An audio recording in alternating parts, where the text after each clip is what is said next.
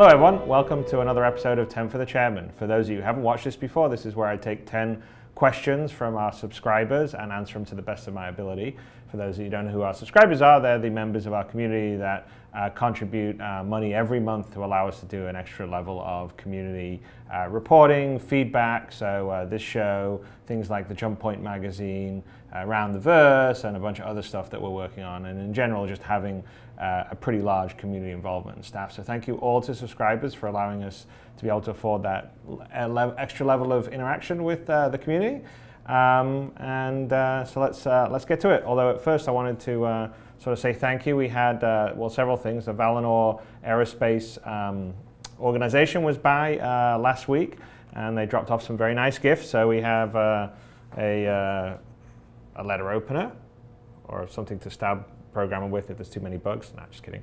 A really nice little kind of colorful, I don't know, plaque thing, or monument, or whatever that would be, and a cool business card holder. So anyway, there were a great bunch of guys and girls, and they came by and visited us, and we had a nice time. So thank you to Valinor Aerospace very much. And then one other thing, which is kind of cool, we have this sci-fi novel that's, I think, on our forums. He goes by Tibbs, so I guess that's like Mr. Tibbs or something, by R.T. Romero, which is Modulus. So haven't read it yet, but Ben has a copy and I have a copy, and it looks like a cool science fiction tale. Steve Hollowbrook is a lawman and a defense reservist on the planet Perry. An unidentifiable star cruiser attacks and somehow destroys his planet by unknown means, but Steve and his defensive squadron survive to be recovered by their life pods by an Aldebari warship, the Jade Temple. Hollowbrook must seek out the criminal behind the attack, learn how the planet was destroyed, and hopefully learn why anyone would destroy a simple agrarian planet on the edge of human space. There you go. Sounds pretty cool. Anyway, so thank you for sending that in too. So that's pretty cool. We got a whole bunch of talented members of our community. All right, so having done all that, let's get to the questions, eh? The first question comes from Monk, who asks, is it possible for a human to gain citizenship in one of the alien civilizations, or vice versa?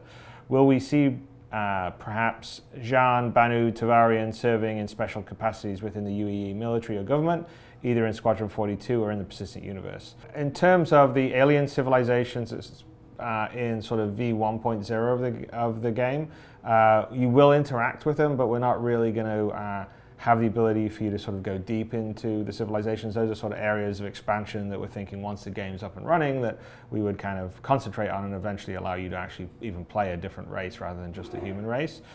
So at the beginning we probably wouldn't have those abilities, but as the game progressed, up and running and everyone's having a good time and hopefully we're doing well, those will be the kind of things that we will be adding down the road. Because it'll be pretty cool. I mean, you will definitely see Tavarian around the UEE universe. You'll see some Banu and you'll see some Jean, but they will be sort of more in an NPC capacity and trading with.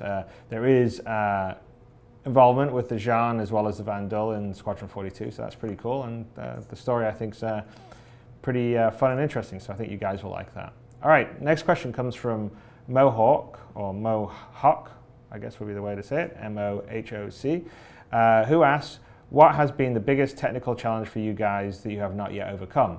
Map size, moving at multi-crew ships, or something completely different? Well, there's a lot of stuff that we're working on. So one of the biggest things that we're doing is moving from single precision, which is 32-bit float, to double precision, which is 64-bit float, so we can have much larger scale maps and deal with much larger scale objects.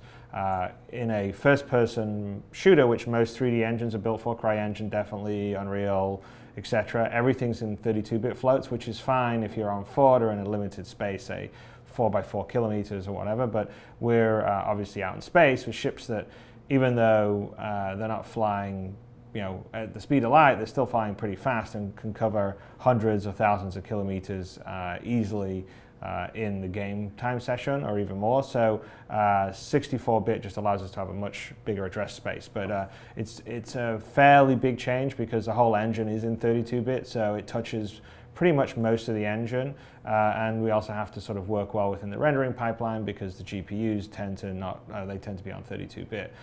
So that's in progress. So I wouldn't say that it's something we don't know how to do, but we're working on it. So we haven't overcome it yet, but we're not worried about overcoming it. Just as a lot of work.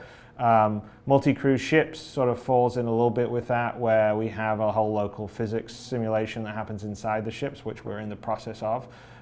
So yours truly is doing some work on that, and a few other people, including some talented folks at Crytek that are helping us out on that. But we've added functionality to the physics system that allows us to have local physical worlds inside ships, and now it's just a matter of integrating into the game. So that's also in progress, and later this year we're hoping to show you all that kind of working, which will be pretty fun. And then I guess the other biggest technical challenge we have on the project is the overall sort of server structure. So right now we're playing multiplayer on Arena Commander, but that's the sort of local game server that just handles the frame-by-frame updates between the ships in the area. But then there's a couple of other levels of service that we have above that, which one is the system server, which handles the matchmaking and coordination and sort of runs what's happening inside the system in terms of which MP ships are happening to where, which players will see who when they go across a certain area. And then there's a universe server which keeps track of your status, your equipment, where you are in the overall universe, and so they're all in progress. We've made a lot of progress on the actual backbone, the technology, the communication protocols, all that. So we have skeletons of a bunch of that, and some stuff's more fleshed out than other stuff, but we're in the process of that. So I would say those are the three big technical challenges that we're working on. And if there's any network programmers out there, we're hiring, because you can never have enough network and back-end guys. So give us a shout if you're out there. All right, next question comes from the Snowman, who asks, what kind of mission design can we expect for the persistent universe? Will there be a linear mission design, go here, do X, we have to follow, or can we choose how to progress in a mission? So the persistent universe is going to have sort of a combination of a whole bunch of stuff. So one, it's going to have sort of the procedurally generated stuff that comes out of the economy. A factory needs goods, and you take the mission to bring the goods from the planet to the factory, or the factory could be asking for someone to protect the shipment of goods, or the local law enforcement authority could be putting out an Amber Alert or a bounty on a certain criminal, and you could take that mission. So there's a lot of sort of missions that will be generated by the economy, and they're in sort of created in reaction to what the NPCs are doing and what the players are doing in the universe.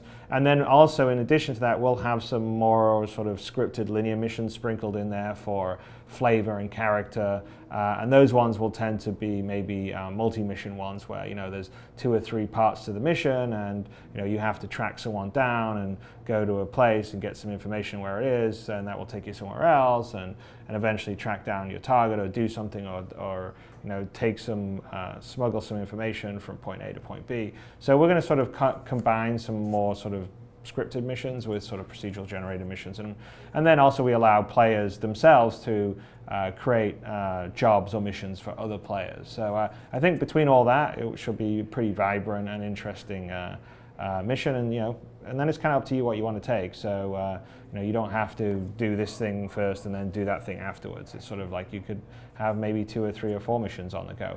Of course, if you take a bunch of missions and you don't complete them, that would knock your rating with the people that you took the missions with, and so they wouldn't necessarily want to hire you down the road. So you have to juggle all those things. But I think there's going to be some pretty a lot of options. Let me put it that way. Athoris asks, when planetside will the night stars, constellations be a proper representation of one's location in the universe? For example, while on Earth, if you look up, will you be able to spot the Moon, Mars, and Big Dipper, etc.? Likewise, will we be able to spot larger cities on planets while in space by observing higher light pollution in certain areas? On our side, we've been sort of playing around with the idea of the star systems and sort of building them in a bigger sort of simulation that we wouldn't necessarily render in real time, but use that to sort of build the background space sphere, you may want to say, for when you're inside the system that shows the stuff off in the distance. And if that's the case, that will probably show the relative sort of positions and stars and constellations as you would from that system around our setup. And then also when you're looking down on planets, we actually do model the planet. So we will model, like if there's a city or light pollution, we'd probably put that into the planet. Not so sure about like being on Earth, looking up and seeing sort of the Big Dipper and all that sort of stuff.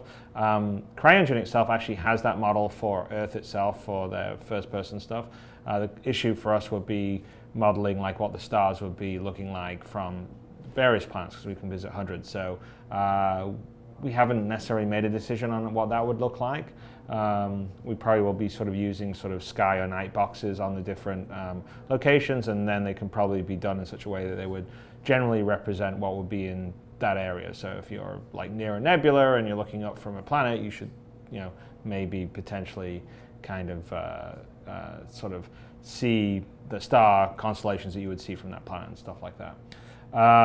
But that's sort of all in progress. So we're still trying to figure out exactly how we're going to do that the best as possibly can to put you in the universe. All right, next question comes from Cloud Dragon, who asks, in regards to the rating system, role-playing as a mechanic in a car repair shop has been mentioned numerous times as an occupation in the persistent universe.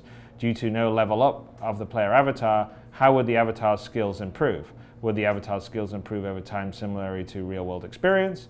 Would the rating system be the main benchmark of the avatar in various roles? So for me, I mean, obviously there are different roles you can play in the game, but I'm kind of a big proponent that like how good you are or what you do is more informed by you as a player, and then also by the equipment you've collected and how you learn how to use it.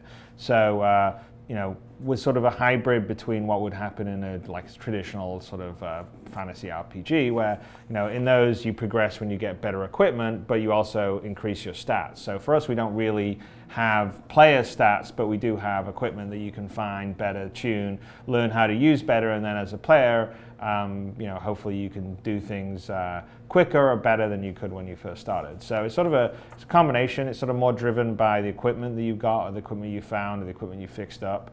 NPCs themselves will have their own internal rating system because we have to have some level of sort of learning and progression from. But for players, it's based on your skill and then based on the equipment you've collected.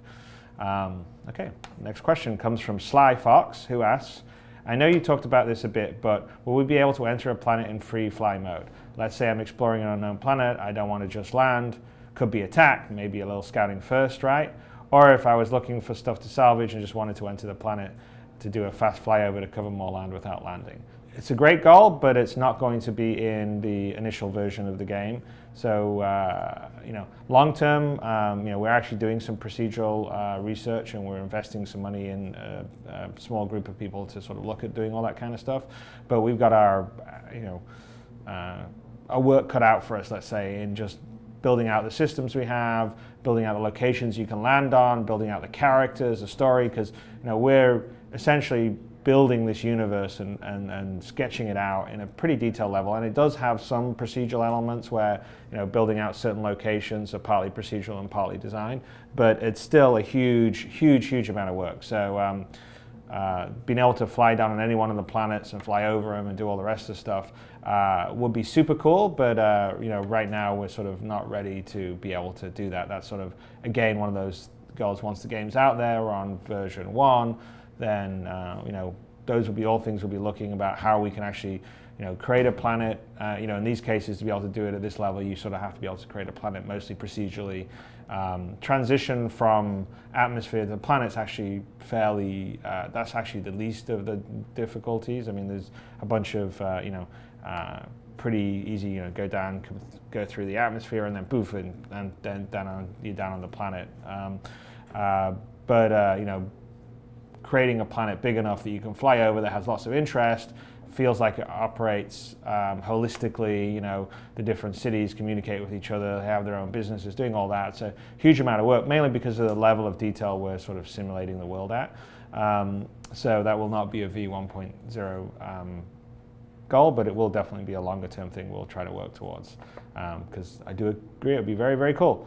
All right, next question comes from Jester, who asks, on those ships that tend to sit more than others, is my insurance going to be used up at the same rate, i.e. real time, or will it be for like only played actual time and ship, or maybe even something totally different? So the ship insurance goes by in game time. So we don't, like if we say it's 3 months of time on your insurance, or 6 months or a year on your insurance, that is game time, not play time.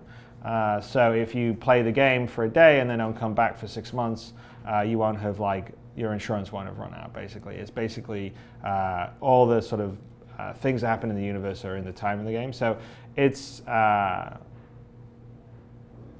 not real, like real lifetime. It is real time in the universe. So if you're playing and you're not flying, say, one of your ships, and you've gone through 3 or 4 months of game time, then yes, you would have to keep up the insurance on them, just like you would in the real world. Okay, next question comes from Commodore Fly, who asks, I just had a question to reaffirm what the possible roles of the CartoOwl will be. It is listed as a light fighter, but in its description it says it's commonly used as a dedicated scout explorer. Would it be safe to assume that we could use this craft for applications other than just combat? Most ships you can use in Star Citizen don't necessarily need to be all about combat. The thing with the CartoOwl is that it's very maneuverable, has great visibility from the cockpit. So it doesn't it's not necessarily as sturdy as something like a Hornet, of course, but it has the ability to, change direction pretty rapidly and be fairly quick. So you could, I think, use it as a sort of a scout would be probably a good idea. I mean, I'm not sure about long-range exploring because obviously it's not equipped to necessarily be as long range as some of the other stuffs like the Freelancer Duration or some of the other ships that we're looking as more dedicated explorers. But you could definitely use it for most things, probably other than hauling cargo, because it's not really built for that and doesn't really have a cargo hold. Okay, next question comes from Black Dog, who asks, how deep will the universe be simulated? Will we be able to see some black holes, pulsars, neutron stars, and so on? And how would they affect gameplay? You will definitely have some of these things that you'll be able to see. I'm not so sure about simulating it all the way, but we're playing around with the ideas of certain areas in space that have like an environment that is affecting, like, your communications, how you fly, and obviously, like maybe being close to a black hole would be one of those environments, or into a deep a gas cloud inside the rings of a planet, or all those kind of things. So we are looking to see what kind of interesting sort of astrological aspects or physical effects that would come from various different elements in space could affect the gameplay, could affect your ship, all the rest of the stuff. But it's sort of too early to sort of say, well, definitely black holes will do this thing, or a neutron star will do this thing. But that's all stuff that we sort of debate, and we're trying to think about how to sort of fold in to the gameplay experience. Last question comes from Villa Devere, who asks, my question is about shields and how they currently work in Arena Commander, and in particular on the Hornet. Right now, if you fire your weapons or even maneuver very much, it drains your shields. Is that the intended operation? If so, do you anticipate modifying this design so that shield levels can be maintained during routine ship ops?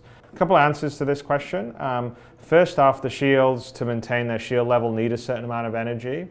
So if a ship is unbalanced, i.e. you're pulling, you basically have too many items pulling too much energy, like your thrusters, your shields, general standard operation stuff, then your shields will not be able to hold their top level. Right now we have a problem on our ships in Arena Commander because we haven't really done a very good job of balancing sort of the items on the first 3 ships you have, and so there's some out of skew, like the 300i has like way too much power coming from its power plant.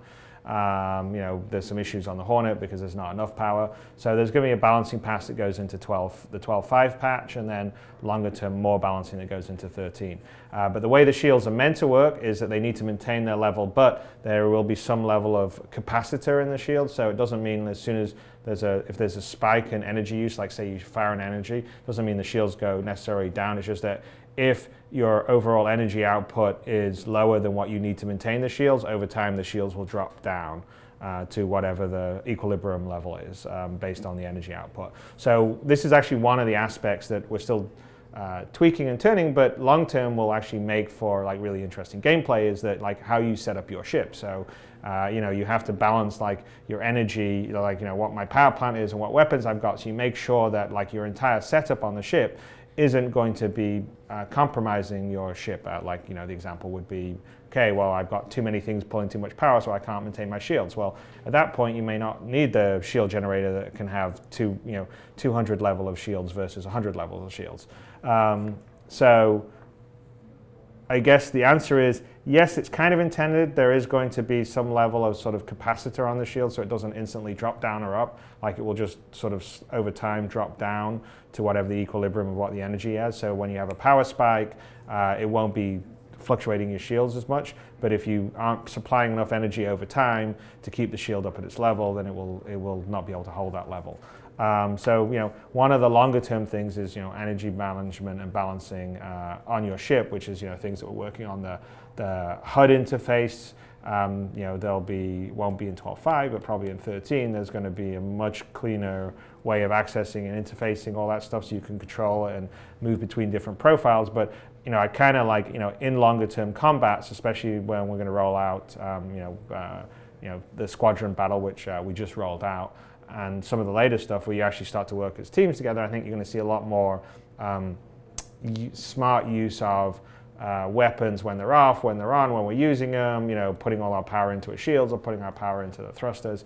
And that's kind of the idea of the combat and the system design of the ships. Still very early days, that's why we're still balancing it. We've still got some things that are broken in the system that don't let you get to appreciate that as much. But once everybody can multiplayer, and also multiplayer in something that isn't like a free-for-all deathmatch, because that really doesn't give you an opportunity to sort of show off combat, because basically what happens is everyone spawns in and someone's shooting at someone else and they're not looking at you and you shoot them in the back. I mean, it's just it's madness basically. So you know, when you're playing team versus team, it's a lot different, and some of the other game modes we're going to have will be different. And then allowing people to alter and change their sort of settings. You know, okay, this is my one power configuration in this battle mode, and this I'll have this other power profile when I'm doing this, or, you know, I'm running away from someone, I'm going to put all my power to my back shields. So we're going to allow you to have all that. There's already the infrastructure for there in the systems. The interface is you know, broken in some ways to let you do that, but that's what we're working on.